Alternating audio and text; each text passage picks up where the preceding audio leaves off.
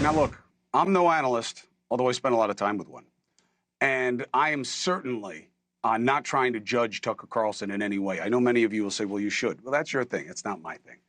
But I do believe I understand something about him that I didn't before, about how he forms opinions and why it is that he is able to feel so convicted about things that really don't make any sense to me very often. He does not experience the world the way I do. And I'm not just saying different backgrounds and different social circles and all that. I mean, he fishes and shoots, and I mean, we do a lot of the same things. But how he processes people who are outside of his direct experience is very different. And it led me to a conclusion, which I'll share with you after you see this. One of the things that you have to know about this guy, which I didn't believe, but now I do because I've been looking around his house like a little snoop. You don't watch TV and you don't pay attention to your social media about what's being said about you. No. That's why your hair is so full and so rich in color. No, I know who I am. I don't need to be told by people So who don't you know don't me. monitor it. Not at all. You don't know unless somebody tells you. I never, in my old job, my executive producer sitting right there, I never got the ratings, ever. I don't want to know the ratings. I wasn't on the email list. I don't do email, actually. And so, no, I don't want to know that. Because No social media, how am I doing, how's this getting picked up or not? You don't do it. I don't watch myself on television or on tape or whatever it is, and I don't. And you don't look at comments? No. Why would I? Look, I have a big family, my immediate family, which is large, and then a large extended family with whom we're very close. And so I immediately get word if I'm doing something that offends them, which is not very often, but I have, and they'll tell me immediately. And so that's what I care about, and I care about, my religious faith, but why would I care about some commenter? I just don't. And by the way, I think it's really wrong to do that. Why would you give emotional control to a stranger?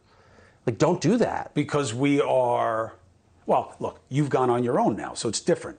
The metrics are different, but for a pawn like me, I am somewhat at the mercy of how people decide to feel about me. But once you self-liberate, or you liberate yourself from the completely irrelevant opinions of partisans and strangers, and focus only on the people in your world whose God has put right in front of you, then you're like completely free. And then it's like, well, but our business is all about it. It's totally incestuous. But you do better in the business. It's dependent on social media as a proxy of vox populi. They believe that's the people speaking. Right, but not caring is, as a practical matter, much more effective, because then you don't have any voices in your head other than the ones who matter. Yeah, until your boss picks up the phone or the comms person picks up the phone and says, we got to clean this up. These people are not happy online because you use the word mouth breather, and it turns out that that's a form of a breathing thing that people are upset about, and you have to apologize. The sleep apnea lobby's mad at you? Whatever it is.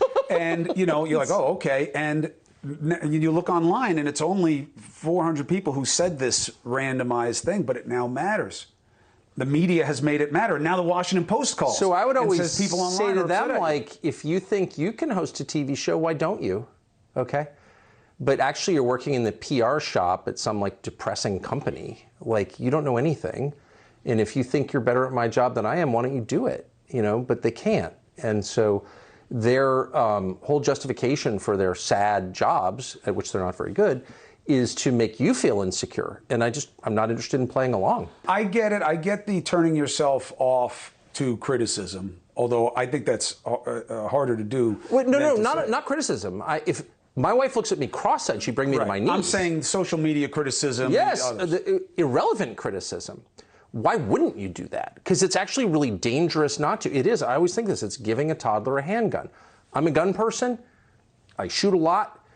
I'm totally for guns, but not in the hands of people who don't know what they're doing with guns, who are irresponsible, because it's too much power, right? And it will be misused. And the same is true with opinions and letting them in to your head. Keep all of that stuff out and just follow the voice.